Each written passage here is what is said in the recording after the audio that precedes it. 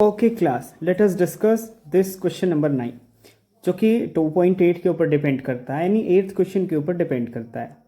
Explain what would happen if the capacitor given in exercise 2.8। ठीक है जी, यानी जो आपने इससे पहले क्वेश्चन किया है उसकी कैपेसिटेंस कितनी आई थी? उसकी कैपेसिटेंस आई थी आपकी 17.70 मल्टीप्लाई बाय 10⁻⁻12 फेरेड, और उस कैपेसिटर के ऊपर चार्ज कितना आया था? 17.70 इंटू 10⁻⁻10 कूलम, इतना चार्ज आया था। अब क्या होता है कि वो बोल रहा है कि इस कैपेसिटर के बीच में आपने एक माइका शीट फिल्ड कर दी है। अब इस जो माइका शीट है इसका डाइलेक्ट्रिक कांस्टेंट है 6। ठीक है, वैसे ये 3 mm के थिकनेस वाली माइका शीट है, इससे डिपेंड नहीं करता कुछ भी। हमारा डाइलेक्ट्रिक कांस्टेंट पता होना चाहिए 6 है। आगे डिस्कस करते हैं। वर इंसर्टेड बिटवीन द प्लेट्स। अब हमको क्या कैलकुलेट करना है कि क्या होगा कि एक कांस्टेंट वोल्टेज से जब इस कैपेसिटर को कनेक्ट करते हो तो क्या फ़र्क पड़ेगा।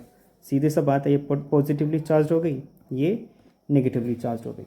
देखो भाई कितना आसान है ये वाला कैलकुलेट करना, यानी आपको पहले केस में निकालना है कि ये जो कैपेसिटर बन चुका है पहले वाले से टोटल डिफरेंट है, तो इस वाले कैपेसिटर की कैपेसिटेंस कितनी है।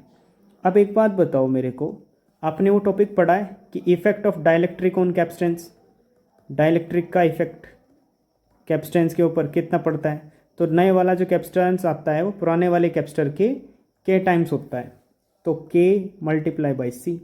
तो नए वाले कैपेसिटर की कैपेसिटेंस कितनी आएगी? 6 multiply by the initial capacitance.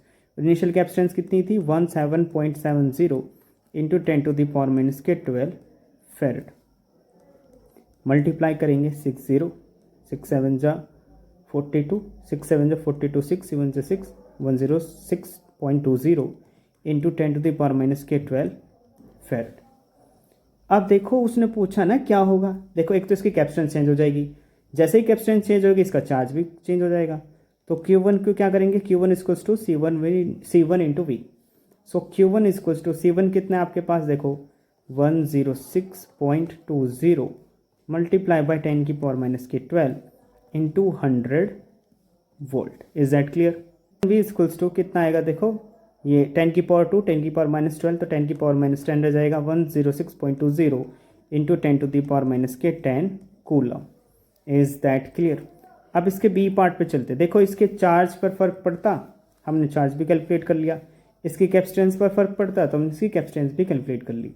बस हमने अब कैलकुलेट ये करना है कि अगर ये पोटेंशियल आप हटा दो, जो आपने 100 वोल्ट का पोटेंशियल इस कैपेसिटर के अक्रॉस लगा रखा है, तब क्या होगा। इसका बी पार्ट सोल्व करते हैं, ये ए पार्ट का सोल्यूशन था। ठीक है, देखो आपको पोटेंशियल पूछ रहा है, पोटेंशियल कितनी होगी जब ये वाला सीन होगा, पोटेंशियल पूछ रहा है। तो V1 की वैल्यू किसके इक्वल आएगी? देखो पुराने वाला चार्ज डिवाइडेड बाय नए वाला कैपेसिटेंस के इक्वल होगी। पोटेंशियल हटा दो, जो इस कैपेसिटर के पास पहले चार्ज था इसके पास वही रहेगा।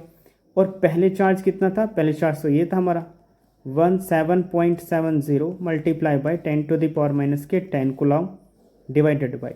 अब इस वाले कैपेसिटर की जो कि माइका शीट रखने के बाद इसकी कैपेसिटेंस चेंज होगी। इसकी कैपेसिटेंस कितनी थी? 106.20 इंटू 10⁻12। आसान है ना? जल्दी बताओ। तो अब इस वाले कॉम्बिनेशन की, या माफ़ कीजिएगा इस वाले कैपेसिटर की जो कैपेसिटेंस आएगी, माफ़ कीजिएगा इस वाले कैपेसिटर की जो पोटेंशियल आएगा वो Q/C1 करके आएगा। और इसको जब हम रिजोल्व करेंगे तो नियरली, जब इसको रिजोल्व करेंगे तो नियरली आएगा ये 16.7 वोल्ट। ठीक है, तो कितना आएगा? 16.7 वोल्ट। ये इस पर्टिकुलर बी पॉइंट का आंसर है। चलते हैं नेक्स्ट क्वेश्चन पे।